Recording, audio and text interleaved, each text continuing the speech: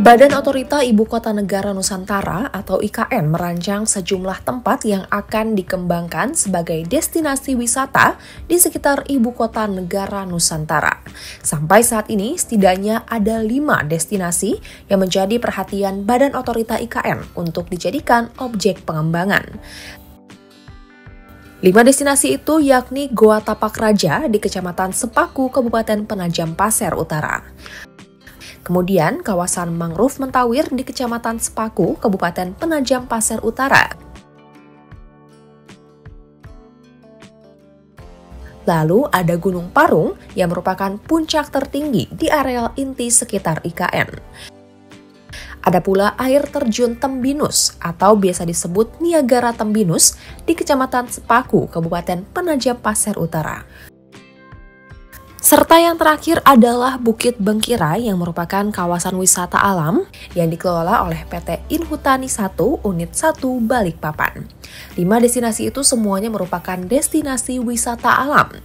Direktur Kebudayaan, Pariwisata dan Ekonomi Kreatif Badan Otorita IKN, Muhsin Palindrungi menyebut, Provinsi Kalimantan Timur memiliki beberapa destinasi wisata yang dapat dikembangkan untuk mendukung sektor pariwisata dan ekonomi kreatif di IKN Nusantara.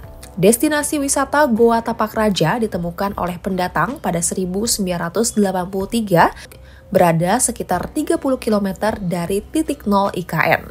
Tempat ini memiliki potensi edukasi wisata atau eduwisata. Sementara kawasan mangrove Mentawir yang memiliki luas total kawasan sekitar 2.300 hektar dari total luasan itu bisa dimanfaatkan sebagai ekowisata mangrove.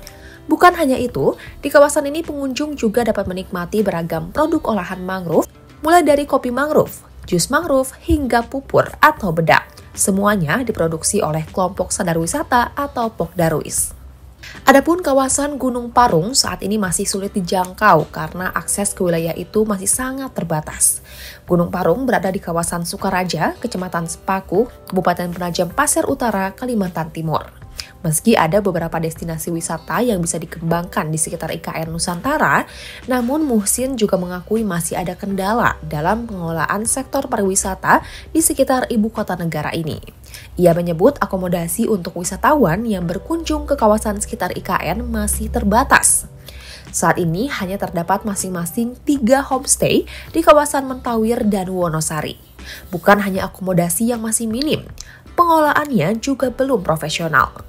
Sekretaris Kementerian Pariwisata dan Ekonomi Kreatif atau Sesmen Parekraf, Niwayan Giri Adnyani mengatakan, Kemenparekraf menawarkan solusi terkait pengembangan SDM melalui peningkatan kapasitas atau upskilling. Menurut Giri, dengan mengetahui kebutuhan di daerah dapat membuat sebuah program berjalan sesuai target yang diinginkan dan dibutuhkan suatu daerah.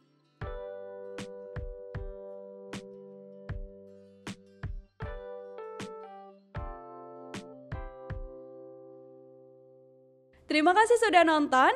Jangan lupa like, subscribe, dan share ya.